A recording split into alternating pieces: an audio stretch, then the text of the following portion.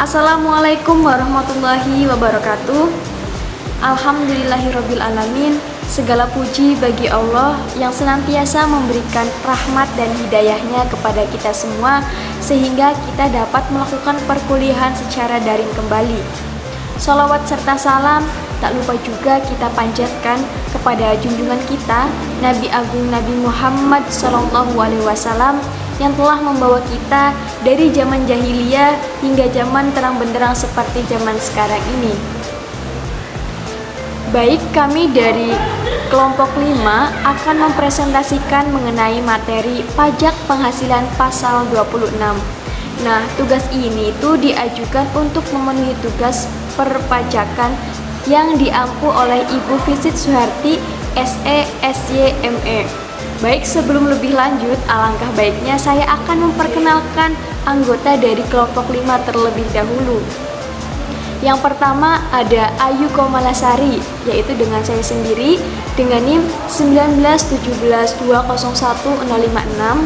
Yang kedua ada Rizkyani Nurlita dengan NIM 19172010048. Yang ketiga ada Novi Amara Dewi dengan NIM 19172010047. Yang keempat ada Anissa Nurul Febrianti dengan NIM 19172010051. Dan yang terakhir ada Andre Agustian dengan NIM 19172010075. Baik, untuk mempersingkat waktu, langsung saja kita ke pokok pembahasan yang akan dijelaskan oleh pemateri kita. Semoga teman-teman dapat menyimaknya dengan saksama ya. Terima kasih. Baik, di sini saya akan menjelaskan mengenai pengertian pajak penghasilan pasal 26. Pajak penghasilan pasal 26 adalah pajak penghasilan yang dikenakan atau dipotong atas penghasilan yang bersumber dari Indonesia yang diterima atau diperoleh wajib pajak luar negeri selain bentuk usaha tetap di Indonesia. Jadi, subjek pajak penghasilan pasal 26 ini adalah wajib pajak luar negeri selain bentuk usaha tetap. Lalu, ada juga wajib pajak yang dikecualikan dari subjek pajak penghasilan pasal 26. Apa saja itu?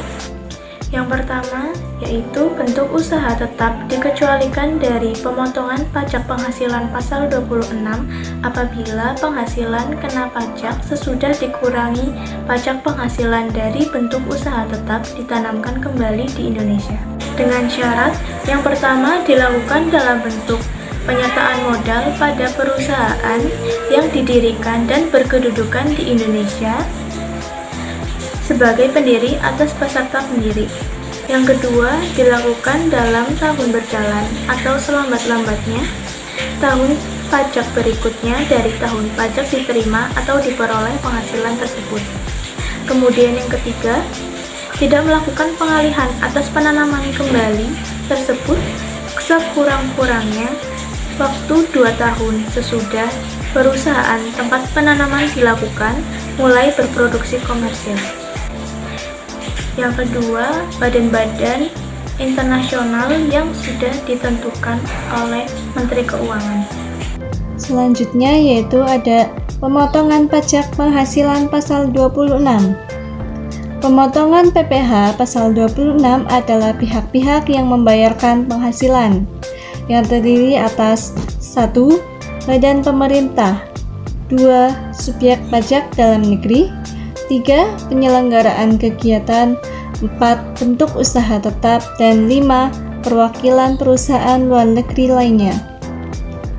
Penghasilan yang dipotong PPh pasal 26 adalah penghasilan dengan nama dan dalam bentuk apapun yang diterima atau diperoleh wajib pajak luar negeri selain bentuk usaha tetap di Indonesia.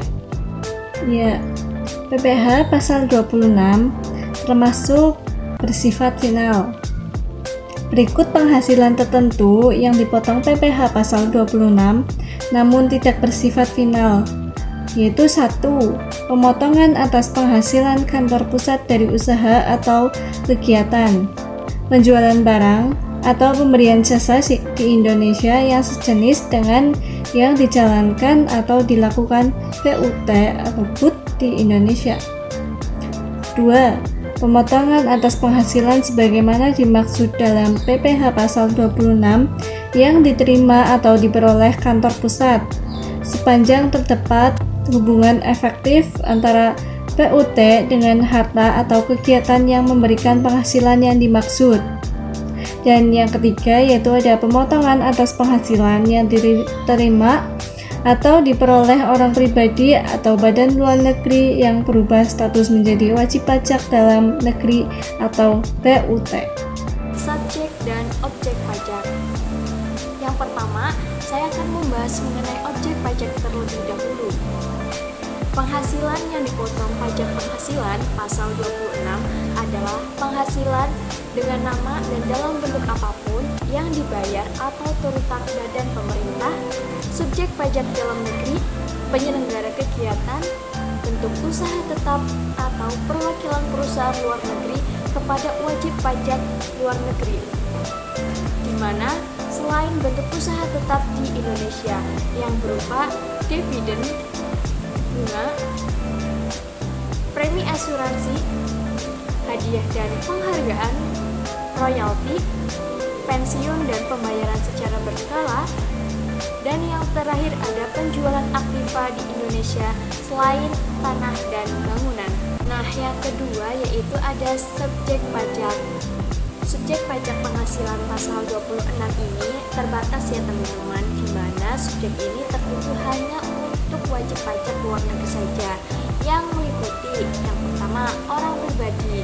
Orang pribadi di sini dimaksud orang yang tinggal di luar negeri, akan tetapi orang pribadi ini memperoleh atau mendapatkan penghasilan di Indonesia. Kemudian yang kedua ada badan.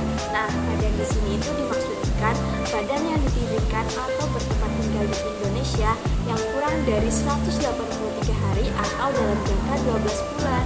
Tarif pajak PPh pasal 26.